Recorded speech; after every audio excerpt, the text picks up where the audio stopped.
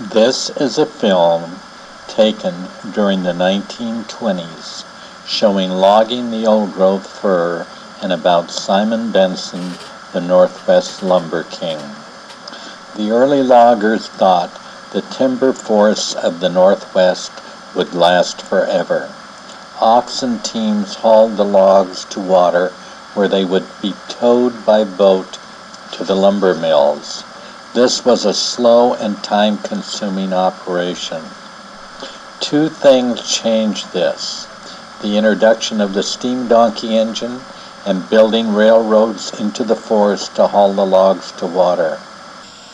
There were 3 large sawmills in our general area.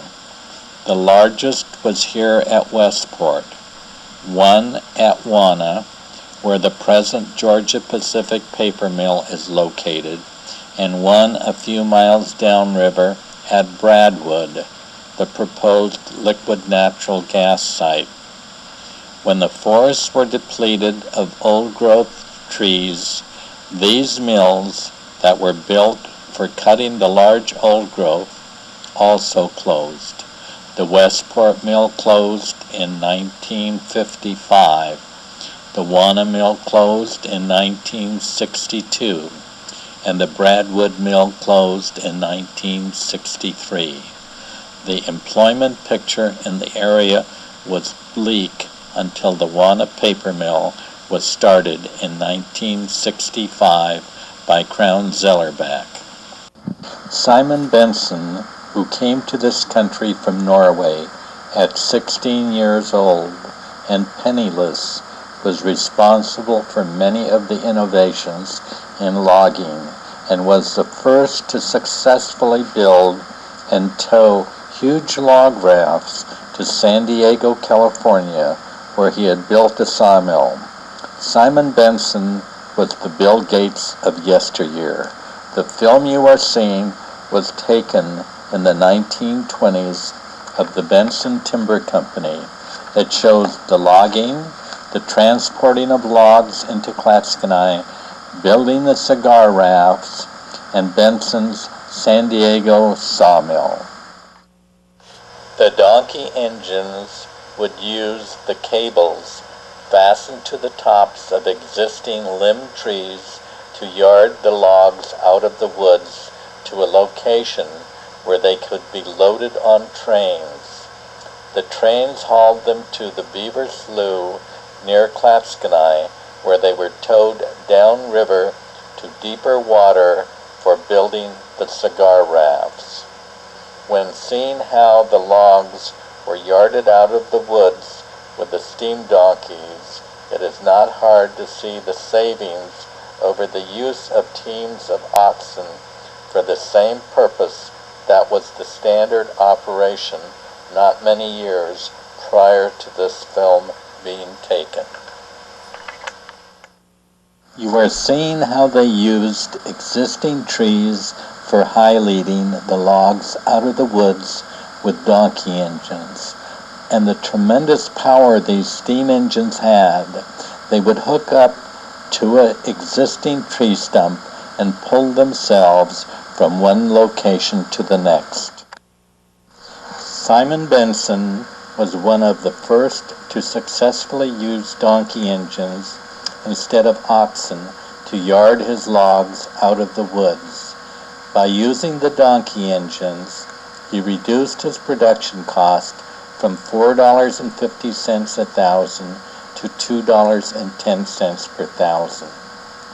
In 1895, he was paying 50 cents a thousand for stumpage and selling his logs from Oak Point for $6 a thousand. He cleared $75,000 in his first year of operation at Oak Point. Although this film was made in the Clatskanie area, it was Oak Point, downriver from Longview, where in 1986 he was making $2,800 a day and a clear profit of $300,000 a year. By 1897, he was receiving $10 to $12 1,000 because of the high quality of his logs. In 1898, he moved to Portland, and his son Amos was camp manager. In 1899, Benson Lumber Company put 40 million board feet of logs into the river at the Oak Point operation. The Benson Lumber Company and others did remarkable things with very basic equipment by today's standards. They extended the rail line into the forest, cutting and filling grades, building bridges and trestles of amazing heights. At Oak Point, Benson could not get a right-of-way to the Columbia River, so he built a log chute 1,000 feet long. A portion of the chute was carved out of solid rock. Logs would traverse the chute in 7 seconds. When it was extremely wet, the logs went so fast they would split into pieces when they hit the water. In 1900, Benson moved to his new home in Portland at the corner of 11th and Clay, while his son Amos managed his field operations. In 1902, he started logging in the Clatskanie area. He built 8 miles of railroad track to start logging his 5,000 acres, which would eventually be 45,000 acres of timberland. The Clatskanie operation soon consisted of 20 donkey engines, 5 locomotives, and 12 to 15 miles of track. In 1906, Benson sold off his holdings on the Washington side of the river, and after years of logging by Benson, there still was 1/2 billion board feet of timber on the Washington property. The logs you are seeing on the trains are full-length trees. The long lengths were needed to form the cigar rafts.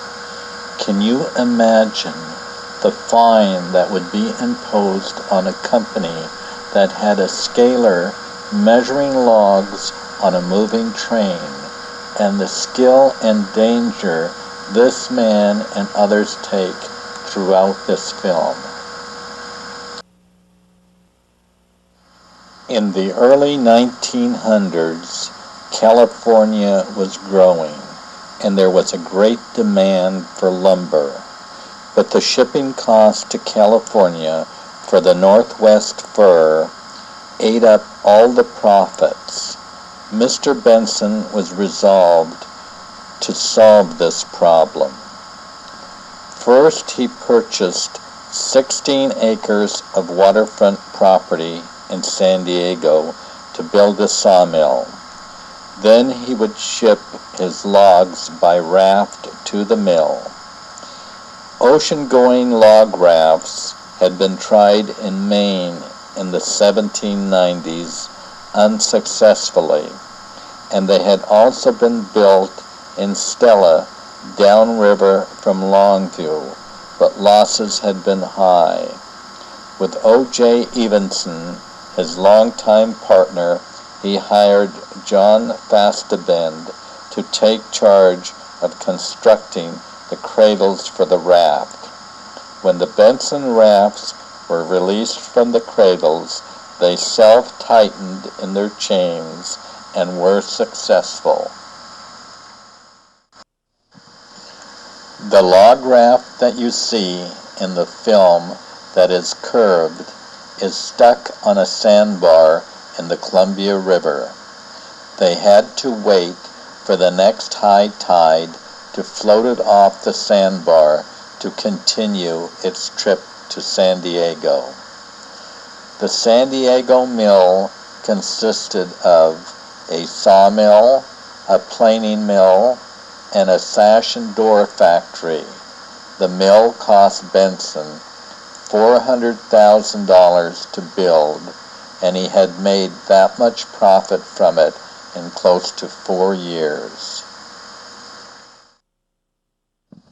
In 1909, Mr. Benson was ready to retire at 58 years old. In a short time, he had amassed a fortune and decided to sell out. After selling out, Mr. Benson started on a decade of public service to the state of Oregon. In 1912, he gave $10,000 to Portland for 20 bronze drinking fountains in Portland, which still are in use. In 1912, he started building the Benson Hotel, still one of Portland's finest hotels. He contributed money to the Highway Department to build the Columbia River Highway linking eastern and western Oregon. In 1921, he built the Columbia Gorge Hotel, a short distance west of Hood River, which is still a showcase with its beautiful grounds and location. After 10 years of public service, he moved to California, where he finished out his remaining years of his life. He died in 1942, a month short of his 91st birthday. When Mr. Benson started logging in the lower Columbia River, he decided to become one of the leading lumbermen of the West. He knew it would require years of hard work and courage to stick to his dreams. He exceeded and surpassed his early dreams of being successful. Simon Benson, Northwest Lumber King, gave both time and money to the betterment of the state of Oregon and Portland. We hope this film gives you an insight into the early logging days of the lower Columbia River and an introduction to a truly great man from yesteryear.